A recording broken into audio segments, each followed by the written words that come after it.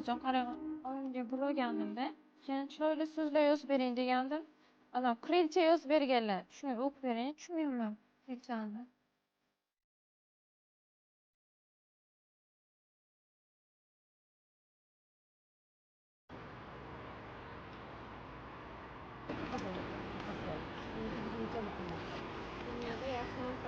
Shunchaki yaxshilik qiling.